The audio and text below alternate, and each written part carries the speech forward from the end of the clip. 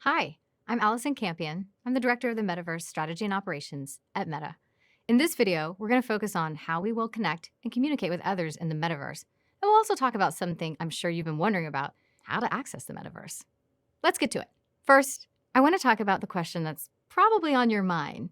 Is the Metaverse going to make us even more disconnected from the physical world? I get it. Think about how good it feels just to get outside and look up at the sky. How do you balance the time in the physical world with time spent in virtual spaces? We already spend so much time online. Putting on an immersive headset to visit a computer generated world seems like it will only make that feeling of disconnection worse. Vishal Shah, Vice President of the Metaverse at Meta, offers this perspective. The Metaverse is not about spending more time online, it's about making the time you do spend online better, more immersive, and richer. But as you'll see from examples throughout this course, the metaverse isn't just headsets and immersive experiences.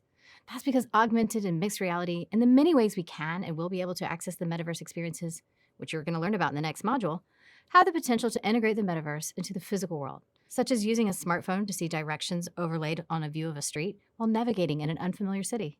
Speaking of which, I'd like to ask you now to picture yourself in a coffee shop sitting across from someone. You might be having a work meeting, catching out with a friend, even enjoying a first date. What you're talking about is important, naturally, but the space you're physically sharing with that person is powerful too. You can see their body language and their facial expressions and hear the tone of their voice. These give you insights into how the other person is feeling and enable the two of you to communicate more authentically. Whether you're negotiating a deal, discussing a difficult topic, or just getting to know each other, being together makes the experience richer and fuller. Now think about how it feels to engage in a conversation online. A lot of digital communication is text-based.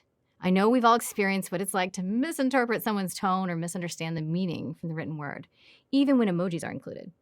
It can be frustrating, to say the least. When we engage with each other through video, whether we're in a team meeting or on WebEx or Zoom, or having a family call on FaceTime or a portal, visual and audio clues help us to better understand each other. Seeing and hearing each other allows us to build rapport and gain trust. Earlier, we talked about the metaverse as an embodied version of the internet.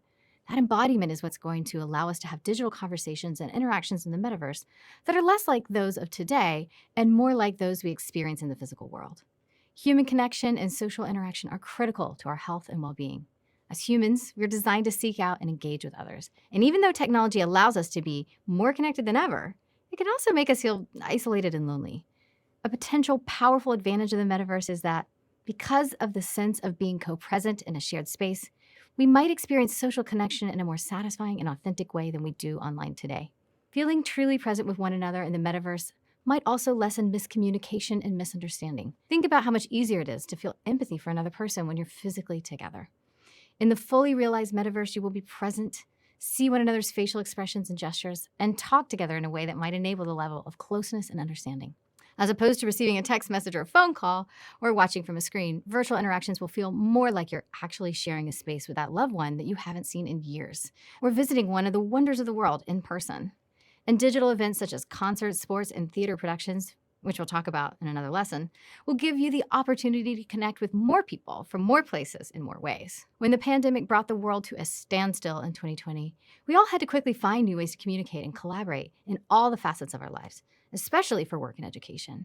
In-person meetings and classes shifted to video calls and online learning. While the adjustment was certainly a challenge, we also found that, for example, a meeting held via video was more engaging and effective than one held solely over the phone. We discovered that virtual collaboration was possible. For many people, remote jobs are here to stay, and the future is most certainly going to be a hybrid of remote and in-person work. Meeting in the metaverse in spaces like Horizon Workrooms, Immersed, Glue, and Mesh for Microsoft Teams allows us to combine the benefits of video collaboration with the power of co-presence. The biggest downside to working in the metaverse? You have to get your own donuts. Now let's shift gears and talk about something I know you've been waiting for: how you and all the people you're going to connect with will actually enter the metaverse. Let me guess. You just pictured someone wearing a large headset and holding two controllers. Well, that kind of hardware is certainly a common way to access the metaverse. There are many other devices that you can use to participate. Spaces and experiences in the metaverse are accessible right now through personal computers, mobile devices, smart displays, and yes, virtual reality headsets and other wearables. For example, you can visit Engage VR from a PC, Mac, smartphone, tablet, PC-supported VR device, or standalone VR device to attend events, explore worlds, and interact with others. If that sounds confusing, don't worry. We're going to go over the devices in much more detail in the next module. Now, while there are numerous ways to access the metaverse, it's important to understand that the way in which you connect will determine the level of immersiveness you experience. VR headsets and other wearables provide the most immersive experiences in the metaverse. But those of us who connect in other ways will still be able to enjoy the richness and vastness of digital spaces. Throughout this course, we're going to share examples and activities you can try in the metaverse, whether you're accessing it from your phone or computer or you have a headset on hand.